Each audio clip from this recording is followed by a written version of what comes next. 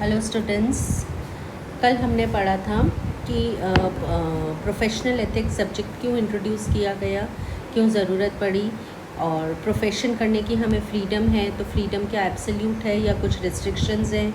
Restrictions हैं तो restrictions मनमाने हैं, युक्तियुक्त है या रीज़नेबल है। फिर हमने पढ़ा कि रिस्ट्रिक्शंस कौन लगाता है, कैसे लगाए जाते हैं। तो ये सारी चीज़ें हमने कल पढ़ी थी। आज हम पढ़ेंगे basic postulates of administration of justice, image of justice, wheels of the chariot of justice, bench and bar. Wheels of the chariot of justice में बेंच और बार आएंगे। बेंच में जजेस in the image of justice है और बार में act, plead and dress of advocate है। तो ये कुछ बेसिक टर्म्स हैं जो कि आपको ये यूनिट 1 में आती हैं और आपको इसमें 5 या 7 नंबर के क्वेश्चंस आते हैं या कई बार short notes, short 1 word 2 word answers में भी आपको ये आता है। ये आपका प्रैक्टिकल सब्जेक्ट है जैसा कि आपको पहले से पता है। तो इस सब्जेक्ट को में कुछ बेसिक टर्म्स जो हैं आपकी रेगुलर हमेशा पूछी जाती हैं और ये टर्म्स बहुत इंपॉर्टेंट होती है। पूछने के लिए ही नहीं, इवन कोर्ट में भी आपको इन चीज़ों का मालूम होना चाहिए कि कल को अगर आपसे कोई छोटी छोटी चीज़ें पूछे और आपको उनकी बेसिक नॉलेज ही ना हो। तो आज ये टॉपिक है images and wheels of chariots of justice. Image of justice. Image of justice means वो कौन सी चीज़ें हैं जो जस्टिस को डिपिक्ट करती हैं, जस्टिस को सिंबलाइज करती है। वो कौन सी इमेजेस है? ऐसी क्या चीज़ होती है कोर्ट रूम में? रूम तो रूम की तरह होता है, चेयर टेबल होती है, एक मेन उस पे जहाँ पर जज साहब बैठते हैं उनकी टेबल हो गई, चेयर हो गई। लेकिन ऐसी क्या चीज़ है जिससे कि हमें ये पता पड़ता है कि ये इमेज जस्टिस की इमेज है?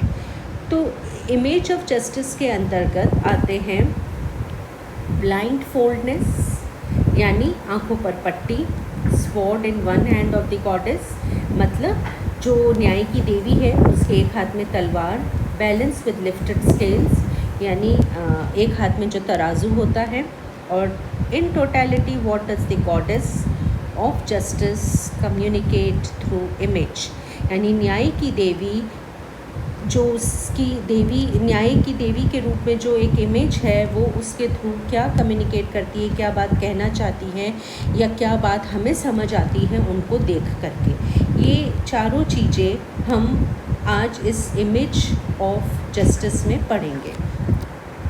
तो इमेज ऑफ जस्टिस के लिए सबसे पहले हम पढ़ते हैं ब्लाइंड फोल्डेडनेस। तो ब्लाइंड फोल्डेडनेस यानी आँखों पर पट्टी। अब इसके लिए जो कुछ ज्यूरिस्ट्स के जो व्यूज़ थे वो यहाँ बताए गए हैं। जैसे शुरू करते हैं तो the allegory of justice depict blind fold with a sword in one hand and lifted scales in another. Allegory of justice यानी न्याय की मूर्ति, न्याय की देवी, न्याय की इमेज जो है, न्याय की इमेज डिपिक्ट करती है blind fold with a sword in one hand मतलब डिपिक्ट करती है, दिखाती है या देखते हैं हम ऐसे कि उनकी आंखों पर पट्टी है, एक हाथ में तलवार है और एक हाथ में तराजू है। अब इस चीज़ को लॉर्ड डेनिंग ने कैसे समझाया है?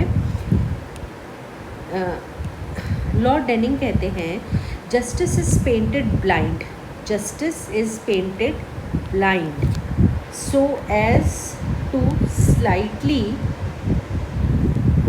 as to signify she is impartial and without prejudice।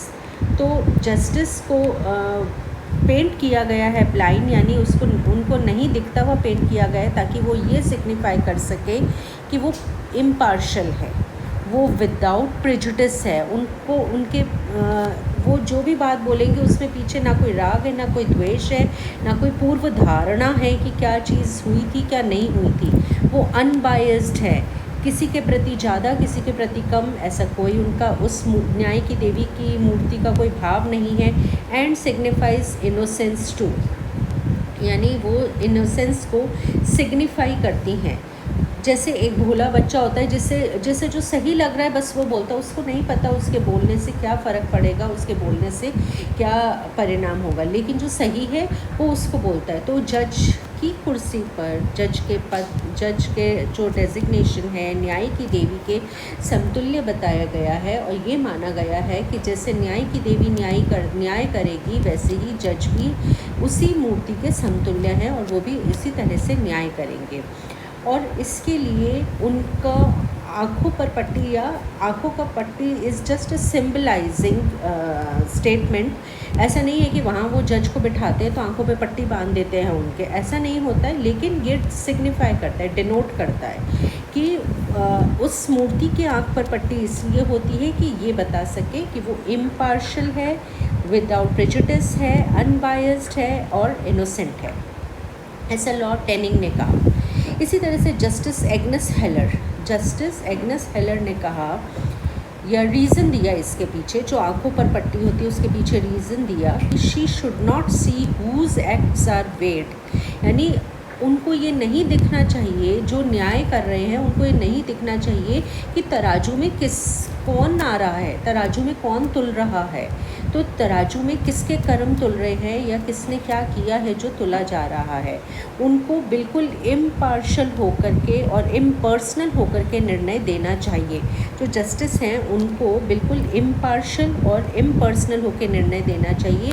आंखों पर पट्टी होगी तो उनको ये नहीं पता पड़ेगा कि कौन तराजू में है कौन नहीं है, जो सही लग रहा है उनके इनर इंस्टिंक्ट में। यहाँ सबसे इम्पॉर्टेंट चीज़ जो होती है इस पूरे जो चैप्टर हम पढ़ते हैं उसमें आता है inner instinct plays a great role. तो इनर इंस्टिंक्ट में उनको जो सही लग रहा है वो उसके हिसाब से निर्णय दे। लेकिन Jonas versus national coal board में कहा गया कि she should have clear image so that she can see which way the truth lies, and the same dynamic concept was explained in Chapel of Arena, that image shouldn't be blindfolded, her eyes look forward। तो Jonas versus national coal board में भी यही कहा गया, और chapel of arena जो एक dynamic concept इसी डायनेमिक कंसेप्ट को और फर्दर एक्सप्लेन करती है, एक्सटेंड करती है, यही कह कर के कि आँखों पर पट्टी नहीं होनी चाहिए। तो इन दो के कंसेप्ट में यही है कि आंखों पर पट्टी नहीं होनी चाहिए। Jonas versus national coal board क्यों कहता है? ताकि सच कहाँ पर किस ओर जा रहा है वो देख सके, सच किस ओर जा रहा है और झूठ किस ओर जा रहा है वो देख सके, क्लियर विजन हो, क्लियर इमेज हो। जैसा कि ये कहा गया है कि उनकी आंखों के सामने क्लियर इमेज हो कि सच किधर जा रहा है और झूठ किधर जा रहा है, इसको देखने के लिए उनकी आंखों पर पट्टी नहीं होनी चाहिए। और यही डायनेमिक कंसेप्ट कौन एक्सप्लेन करता है? चैपल ऑफ अरीना में भी एक्सप्लेन किया गया है कि ब्लाइंड फोल्डेड नहीं होनी चाहिए, क्योंकि आंखों पर पट्टी नहीं होना डिपेक्ट करता है कि वो आगे बढ़ रहा है और फ्यूचर में बढ़ रहा है, into the future, looking forward into the future, इसीलिए आँख पर पट्टी नहीं होनी चाहिए। लेकिन वहीं Zahira Habibullah H Sheikh versus state of Gujarat 2004 में ये कहा गया कि मिस कैरेज ऑफ जस्टिस के लिए allegory should be blind folded, यानी जो न्याय की प्रतिमा है, न्याय की देवी है, उनको उनकी आंखों पर पट्टी होनी चाहिए ताकि मिस कैरेज ऑफ जस्टिस को रोका जा सके या न्याय का पतन ना हो। न्याय के पतन को रोकने के लिए कहा गया कि आंखों पर पट्टी होनी ज़रूरी है। किस केस में? Zahira Habibullah H Sheikh versus state of Gujarat में ये कहा गया। तो ब्लाइंड फोल्डेडनेस अब आपको समझ आ गई होगी कि जस्टिस एग्नेस हेलर और चैपल ऑफ अरीना में क्या कहा गया है। Jonas versus national coal board और चैपल ऑफ अरीना दोनों सेम व्यूज़ रखते हैं, और वहीं ज़हीर हबीबुल्ला केस में वापस ये चीज़ आती है कि नहीं, ब्लाइंड फोल्डेड होनी चाहिए। नेक्स्ट आता है sword in one hand of goddess. क्या आपको पता है कि एक हाथ में तलवार का क्या अर्थ होता है? तो sword in one hand of goddess का मतलब होता है, it denotes, the sword is the symbol of state authority that is punishment by which justice is done. तो state authority, sword is a symbol symbolizing punishment। तो sword is a symbol symbolising punishment, और इस punishment को symbolize करने के लिए sword हाथ में रखिए कि ये स्टेट अथॉरिटी है। स्टेट के पास वो अथॉरिटी है कि जिसके द्वारा पनिशमेंट दी जा सकती है और जस्टिस किया जा सकता है। और it is the authority of the state which ensures enforce the judgement, which ensures and enforce the judgement. तो ये स्टेट अथॉरिटी है जो ये स्टेट अथॉरिटी है जो पनिशमेंट देती है और जजमेंट को एनफोर्स करती है, जजमेंट को लागू करती है, और इस तरह से उसके डर से वो डर दिखाने के लिए उसके हाथ में तलवार दी गई है कि स्टेट के पास वो अथॉरिटी है। नेक्स्ट आता है बैलेंस विद लिफ्टेड स्केल्स, हाथों में तुला। तुला को यहाँ स्केल्स कहा गया है। और बैलेंस होना, जहाँ जैसे ही बैलेंस होता है वहीं पे निर्णय निकलता है। यानी कि जब तक बैलेंस नहीं है, डगमग डगमग हो रहा है, कभी ऊपर कभी नीचे, कभी सच ऊपर कभी झूठ नीचे, कभी झूठ ऊपर, तो ये जब तक बैलेंस नहीं होता है निर्णय नहीं आता है सामने। लेकिन जब सच और झूठ सामने बैलेंस में आते हैं तब निर्णय होता है, क्योंकि निर्णय क्या है? प्रोडक्ट है। This balance ensures impartiality. ये जो बैलेंस है इट एंश्योर्स इम्पार्शियलिटी, क्योंकि जब कोई चीज़ इम्पार्शियल होगी तभी वो बैलेंस में आएगी। जब कोई चीज़ इम्पार्शियल होगी तो ही, जैसे ये तुला होती है, ये तुला है, तो अब जब ये बैलेंस में होगी तो इसका क्या मतलब हुआ कि ये इम्पार्शियल है, मतलब कि इसमें दोनों जो वेज हैं वो बराबर हैं। अगर ये दोनों वे बराबर नहीं है तो यानी ये बड़ा है या ये छोटा है, इसका मतलब कहीं ना कहीं कुछ ज़्यादा ऊपर नीचे हो रहा है, तो इसलिए निर्णय नहीं आएगा। तो जिस वक्त ये बैलेंस में होंगे उस वक्त निर्णय आएगा।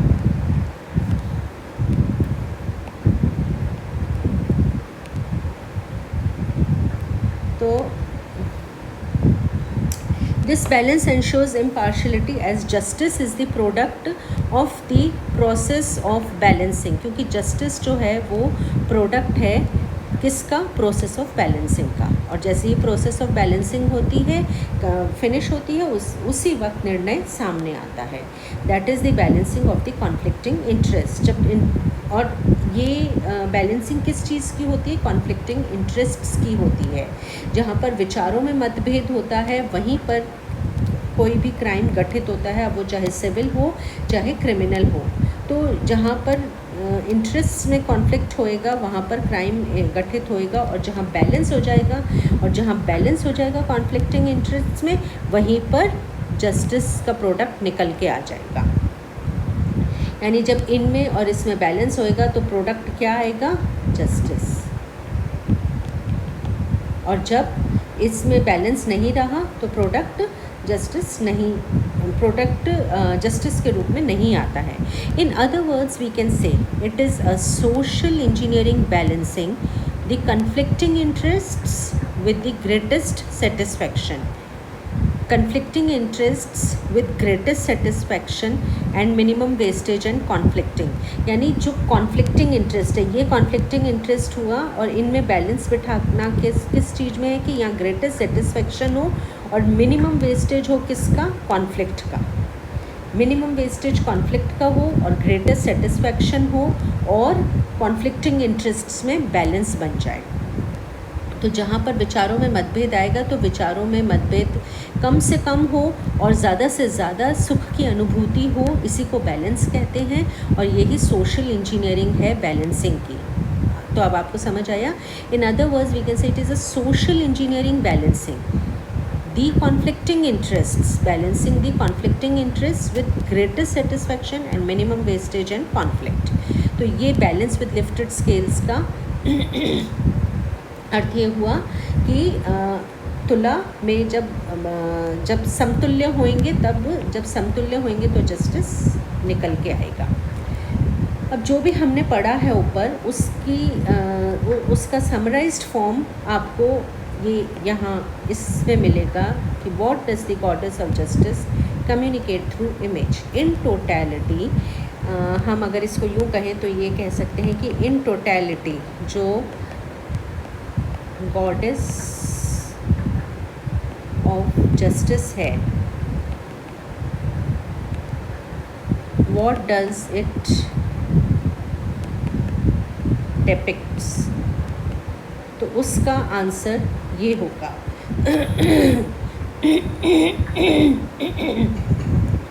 The image of the goddess of justice is the constant reminder of the righteousness।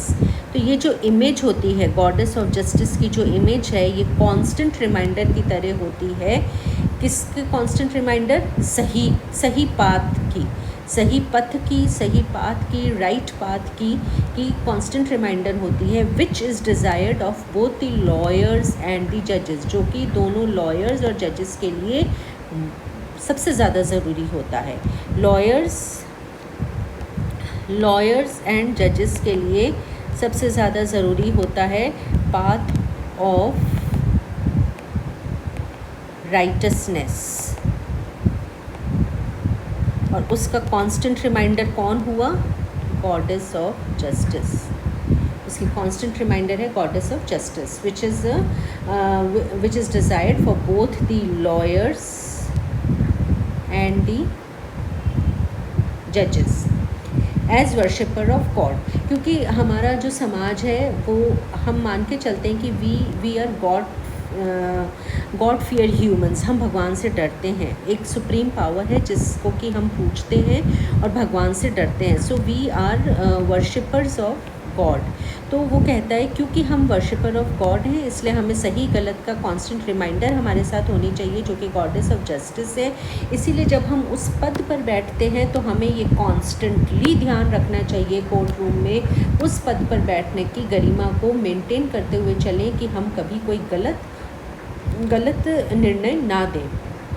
वो साथ में ये भी कहते हैं कि जो हम पूजा करते हैं तो दिन भर की पूजा में कुछ घंटे अगर हम पूजा में बिताते हैं तो बाकी वक्त हमें ये ध्यान में रख के बिताने चाहिए कि हमारे द्वारा कोई इनजस्टिस ना हो जाए, क्योंकि एक इनजस्टिस हमारे न जाने कौन से कितने कर्मों को बांध देता है, और एक नज़रअंदाज़ी, एक भूल हमारे जीवन की उस व्यक्ति का जीवन समाप्त कर सकती है।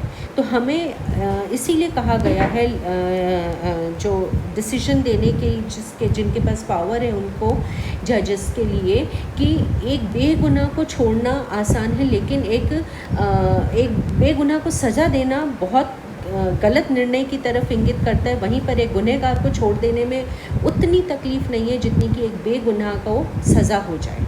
तो इसके लिए हमें जस्टिस को बहुत फ़िल्टर करके, बहुत डिस्क्रिशन के साथ, बहुत इनर इंस्टिंक्ट के साथ और पाथ ऑफ राइटसनेस के साथ में चल कर के ही हम ऐसे डिसीजंस को या ऐसी नेचुरल या ऐसे निर्णय को हम अबॉर्ट कर सकते हैं। तो इसके लिए गॉडेस ऑफ जस्टिस की मूर्ति हमारे पास हमेशा उस रूम में होती है जो हमें इस ओर आगे चलने के लिए प्रेरित करती है। तो अभी हमने ये पढ़ा, इन टोटैलिटी ये पढ़ लिया हमने कि what does the goddess of justice communicate through image, और इसी के साथ हमने ये 3 इमेजेस पढ़ी हैं कि balance with lifted scales, sword in one hand of goddess and blindfoldedness. तो ये जो 3 images plus what does this goddess of justice denotes, ये मिलकर के आपकी इमेज ऑफ जस्टिस को डिस्क्राइब करती हैं, जो कि आपका टॉपिक है, image of justice. blindfoldedness, sword in one hand of the goddess, balance with lifted scales. And finally the last question, which is a summary of above 3 questions, what does the goddess of justice communicate through image? Now let's move on to wheels of chariots of justice. तो wheels of chariots of justice में 2 चीज़ें हैं आपकी, bench and the other is bar. Wheels of chariots of justice means वो गाड़ी, वो न्याय की गाड़ी, उसके पहिए। तो न्याय की गाड़ी के पहिए, कोई भी गाड़ी बिना पहियों के नहीं चल सकती है, तो किसी भी गाड़ी को चलाने के लिए पहिए चाहिए। तो इस न्याय की गाड़ी को, इस न्याय की गाड़ी को चलाने के लिए जो पहिए हैं वो कौन है? बेंच एंड बार। ये दो पहिए ऐसे हैं जिस पर ये न्याय की गाड़ी चलती है। ये न्याय की गाड़ी है, जस्टिस की गाड़ी है, जो कि बेंच और बार के पहियों पर चलती है। अब ये बेंच और बार क्या होता है? तो बेंच और बार के लिए हम जो इसको समझेंगे उसके लिए, bench and bar are two wheels of the chariots of justice. It meant the seat occupied by जजेस इन कोर्ट। तो bench means the seat occupied by जजेस in the court. Seat occupied by जजेस in the court, इसको हम bench कहते हैं। तो अब ये जजेस जिस जगह पे उन जो उनका पद स्थान होता है उसको बेंच कहते हैं। It includes court itself. It mean the court itself, वो कोर्ट इटसेल्फ या बॉडी ऑफ जजेस या एग्रीगेट ऑफ जजेस, द कोर्ट इटसेल्फ और द बॉडी ऑफ जजेस, ये सब मिलकर के बेंच बनाते हैं। तो बेंच वो स्थान है या वो पहिया है चैरियट ऑफ जस्टिस का, जहाँ पर कि बॉडी ऑफ जजेस होती है, एग्रीगेट ऑफ जजेस होते हैं, या कोर्ट इटसेल्फ होता है, या बॉडी ऑफ जजेस collectively and also the court itself. ठीक है, तो इनको जो अक्यूमुलेटिव जिस भी तरह से जिस रूप में भी होते हैं, ये उस रूप में जो सिग्निफाई करती है जो सीट, उसको बेंच कहा जाता है।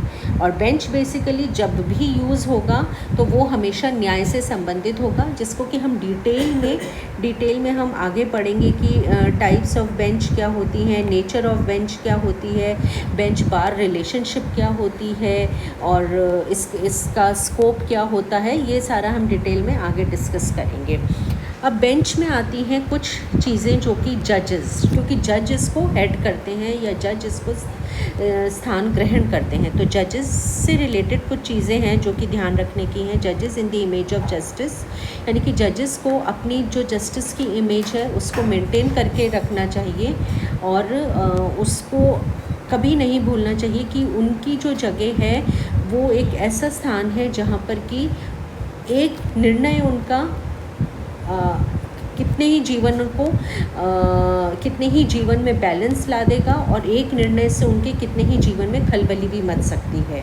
तो सही को सही और गलत को गलत जस्टिफाई करके, अपने इनर इंस्टिंक्ट को सुन करके, डिस्क्रिशनरी पावर को यूज़ करते हुए इमेज ऑफ जस्टिस को मेंटेन करना चाहिए। दूसरा, जस्टिस शुड इम्बाइब फेयरनेस, या जो हम पहले भी पढ़ चुके हैं कि जजमेंट ऐसे होने चाहिए जो कि इम्पार्शल हो, फेयर हो, अनबायस्ड हो, और इसके साथ ही जो कि नॉट प्रिजुडिस्ड हो। तो डिसीजंस ऐसे होने चाहिए जिनमें कि कोई धारणा नहीं है किसी के बारे में, जहाँ पर कोई किसी के सही गलत या कोई एक पहले से लेकर के नहीं चल रहे हैं कि हाँ हमें तो बायस होकर के चलना है, अनबायस्ड होकर के चल रहे हैं, इम्पार्शल होकर चल रहे हैं कि नहीं ये तो जो भी केस आया है ये पुअर से रिलेटेड है, तो जो गरीब होते हैं वो तो हमेशा ये चीज़ में गलत, या वो हमेशा सफ़रर्स ही होते हैं, और ये जो दूसरी पार्टी है यही कहीं ना कहीं जो है विक्टिम है, या यही कहीं ना कहीं गलत करा है। तो ऐसा किसी भी तरह की कोई ओपिनियन नहीं होनी चाहिए, कोई डिसीजन नहीं होना चाहिए, कोई पूर्व धारणा ही नहीं होनी चाहिए, बिल्कुल फेयर डिसीजन होना चाहिए, इनोसेंट डिसीजन होना चाहिए। फिर है जजेस टू बी अबव सस्पिशन, यानी कभी भी जजेस को जो है संदेह के घेरे में आकर के कोई निर्णय नहीं देना चाहिए। जो निर्णय है वो हमेशा क्लियर, बिल्कुल क्लियर इमेज की तरह हो, क्रिस्टल क्लियर डिसीजन होना चाहिए, और जितना क्रिस्टल क्लियर डिसीजन होगा उतनी ही जितना क्रिस्टल क्लियर डिसीजन होगा उतना ही जो है उनकी अपनी ऑफ कोर्स क्रेडिबिलिटी तो बढ़ती है। इसके अलावा हर मन से आवाज़ निकलती कि हाँ बिल्कुल सही निर्णय हुआ है। लेकिन वहीं अगर संदेह के घेरे में आकर के कोई निर्णय किया गया है तो ना तो बैलेंस बनेगा, और जो न्याय की मूर्ति सिंबलाइज करती है, जो इमेज ऑफ जस्टिस है, वो भी अपना रूप खो देगी। इसीलिए हमेशा जो जजमेंट है जजेस द्वारा दिया गया वो बिल्कुल क्रिस्टल क्लियर होना चाहिए। ड्रेस ऑफ जज, वो ब्लैक कलर के गाउन जजेस के लिए सिंबलाइज किए गए हैं। ब्लैक कलर का अर्थ ये होता है कि black colour which has nothing to conceal, मतलब वो ऑलरेडी ब्लैक है उसके पास, और black colour of the gown होता है जिसमें कि पॉकेट्स नहीं होती हैं। It is simply a gown which is worn by the जजेस। तो it has nothing to conceal and nothing to accept. Accept करने के लिए आपको कहीं तो रखना पड़ेगा, तो उसमें कोई रखने की जगह नहीं होती, कोई छुपाने की जगह नहीं होती है। तो ब्लैक कलर सिंबलाइजेस कि उसमें कोई आदान प्रदान नहीं है, बिल्कुल क्लियर है। और वो सिर्फ उसको सिंबलाइज करने का अर्थ ये है, इसको सिंबलाइज करने का ये तात्पर्य है यहाँ कि human affairs, unsettled disputes and black side of the life को कैसे सेटल डाउन करना है, कैसे उसको टुवर्ड्स दी ब्राइटर साइड लेकर के आना है, और कैसे कॉन्फ्लिक्ट्स को सेटल करना है, इनको रिजॉल्व करने के लिए ये black colour of the gown जो कि जजेस द्वारा पहना जाता है मस्ट है। प्लस इसमें इसका और डिटेल में हम आगे जब आपको और चैप्टर कराएंगे तब उसको डिस्कस करेंगे। नेक्स्ट है कि जजेस should search the truth which is of course very necessary, क्योंकि बिना सत्य को जाने अगर आपने निर्णय दिया है तो आपके निर्णय में बहुत बड़ा पतन है, कहीं ना कहीं मिसकैरेज होएगा और किसी बेगुनाह को ज़रूर सज़ा मिलेगी। इसलिए justice should always search the truth, जजेस should always seek what is right and what is towards the right path of righteousness. Judges should go with their duties, which is very true, क्योंकि जजेस अगर उनकी duty है कि वो उसको अपने पद को जब ग्रहण कर रहे हैं तो वो जब दूसरों से एक्सपेक्ट कर रहे हैं तो वो भी उन ड्यूटीज़ को फुलफ़िल करें। तो जो उनकी बेसिक ड्यूटीज़ हैं उन असाइन करी गई हैं, या जो एक उनको इंटरनली असाइंड है कि ये ड्यूटीज़ होती हैं, तो वो उनको फॉलो करें। Judicial norms and decorum to be maintain by the जजेस, जो जजेस के नॉर्म्स या डेकोरम है उसको मेंटेन करके रखें और एक अपने पद की गरिमा को बना करके चलें, क्योंकि पद की गरिमा जब बनेगी तो उसी से समाज को एक ऐसी इमेज नज़र आएगी जहाँ पर वो अपने आप को सुरक्षित महसूस कर सकेगा। तो उनके कुछ सेट स्टैंडर्ड्स होने चाहिए, डेकोरम होना चाहिए। ऐसा नहीं होना चाहिए कि परिस्थितियों के हाथों वो मजबूर होकर के सही को गलत और गलत को सही अनाउंस करें। ये गलत हो सकता है, गलत होता है। तो नॉर्म्स एंड डेकोरम मेंटेन होना चाहिए। जुडिशियल सिविलिटी मतलब उनमें इतनी सहन शक्ति होनी चाहिए, उनमें इतनी पेशेंस होनी चाहिए कि वो कोई हार्श या डेरोगेटरी रिमार्क्स, यानी ऐसे रिमार्क्स जिनमें कि नैतिक पतनता दिखे, या ऐसी लैंग्वेज जिसमें कि अब्यूज़िव हो, गालियाँ हो या अध्यमता हो, इस तरह की चीज़ें अपने लोअर कोर्ट जजेस के साथ या अपने एडवोकेट्स के साथ में, फेलो कलीग्स के साथ में ऐसी चीज़ें नहीं यूज़ करनी चाहिए, क्योंकि इससे एक जो सिविलाइज्ड होने का, जो वो हमारे समाज को रिप्रेजेंट कर रही है, जुडिशरी बॉडी न्यायिक व्यवस्था को रिप्रेजेंट कर रही है, और न्यायिक व्यवस्था से देश की प्रगति का पता पड़ता है। वो ही अगर अनसिविलाइज्ड होएगी तो हम उस देश को किस तरह से आंकेंगे। इसलिए वो एक सिविलाइज्ड कम्युनिटी होनी चाहिए, जुडिशियल कम्युनिटी एक जुडिशियल सिविलिटी को मेंटेन करनी चाहिए, सिविलाइज्ड होनी चाहिए। फिर है integrity and courage of bench. तो इंटीग्रिटी एंड करेज यानी कि आत्मिक इंटीग्रिटी होनी चाहिए, आत्मिक इंटीग्रिटी, क्योंकि सीट ऑफ जज इज़ सीट ऑफ गॉड। तो जहाँ गॉड की जो जहाँ हमने भगवान को जगह दी है वहीं हमने जज को जगह दी है। तो ये जज की जो जगह है ये हमेशा अपना स्थान बनाए रखनी चाहिए कि इंटीग्रिटी का अर्थ यहाँ पर इस तरह से आप इसको इंटरप्रेट कर सकते हैं कि जब आपको अपॉर्चुनिटीज़ मिल रही हैं गलत रास्ते पे चलने के लिए, करप्शन के लिए, आपको एक्सप्लॉइट होने के लिए, जिसका कि किसी को पता नहीं पड़ेगा, और उस वक्त भी अगर आपने अपने आप को इंटीग्रेटेड रखा है तो आपसे अच्छा निर्णय देने वाला कोई न्यायाधीश या न्यायाधिपति हो ही नहीं सकता है। क्योंकि इंटीग्रिटी को मेजर ही तब किया जाता है जब आपको अपॉर्चुनिटीज़ मिली है अपनी ऐसी चीज़ें करने के लिए जो कि आप खुले में नहीं कर सकते हैं, और वो आपको अकेले में करने की अपॉर्चुनिटी मिली और आपने उन अपॉर्चुनिटीज़ को अवेल नहीं करा, तो वो अपने आप में बताता है कि आप कितने इंटीग्रेटेड हैं, आप कितने अपने अंदर से मजबूत हैं। तो इंटीग्रिटी ज़रूरी है, करेज ज़रूरी है, सही को सही और गलत को गलत कहने का, ऐसे निर्णय देने का जिनसे कि आम जनता को फ़ायदा होता है, और जो कि कुछ जो रसूखदार लोग होते हैं या कुछ ब्यूरोक्रेट्स हैं उनको शायद उससे नुकसान हो, लेकिन उनसे डरे बिना आप अगर कोई निर्णय दे रहे हैं तो ये आपका करेज डिपेक्ट करता है। और ऐसा अगर कोई जज होता है जो इंटीग्रेटेड है, करेजियस है, तो उसकी तो बल्ले बल्ले होती है। तो जजेस to live a calculative life. Next है कि जजेस को अपनी कैलकुलेटिव लाइफ लीड करनी चाहिए, यानी कि जज इज़ अ जज everywhere.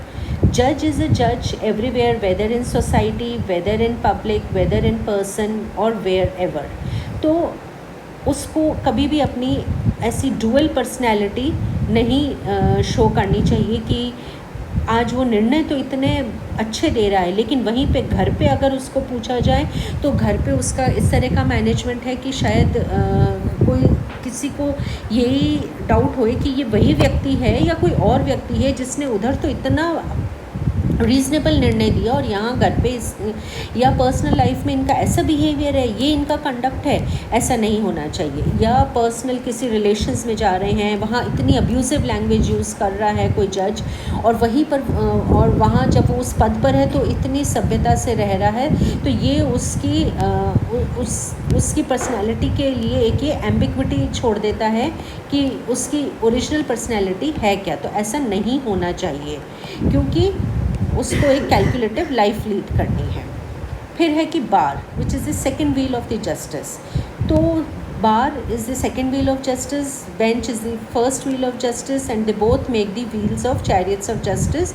And bar is the place where the body of attorneys and counsellors और the members of the legal professions collectively and figuratively are assign. तो इसको बार कहते हैं, जो कि बॉडी ऑफ अटॉर्नीज़ होती है, काउंसलर्स होती है या एडवोकेट्स होती है, जिसको कि हम डिटेल में आपसे नेक्स्ट मैं जब कुछ टर्म्स लूँगी तब मैं आपको इसके बारे में, जब हिस्ट्री पढ़ेंगे हम तब मैं आपको बताऊँगी।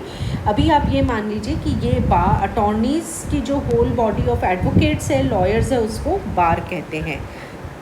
एक्ट एंड प्लीड, जो कि एडवोकेट एक्ट 1961 के शुरू होने से पहले work of act was perform by solicitors and work of plead was perform by barrister's. अब सॉलिसिटर कौन था, बैरिस्टर कौन होता है, एडवोकेट कौन होता है, प्लीडर कौन होता है, इनमें क्या डिफरेंस होते हैं, ये मैं आपको डिटेल में बाद में बताऊंगी। सिर्फ अभी आपको ये जानना ज़रूरी कि एक्ट क्या होती है, प्लीड क्या होती है। तो जो हमारा एडवोकेट एक्ट 1961 है, इसके एनफोर्समेंट से पहले जो work of act was done by the solicitors and work of pleading was done by the barrister's. Dress of advocate, which again I am going to teach you when we'll study in detail about the duties of the advocates, but right now dress of advocate is again splitted into male advocates and female advocates, which will be studied later. So this is basic. आपको खाली 5 या 7 number का question आएगा, जिसमें आप अगर इतना लिखेंगे तो ये इतना इनफ होगा, और इन्हीं कुछ टर्म्स में से, इनमें से ही मैं आपको डिटेल में आगे आने वाले चैप्टर्स में बताऊंगी, तो तब हम उसको अच्छे से डिस्कस करेंगे। Thank you very much. कल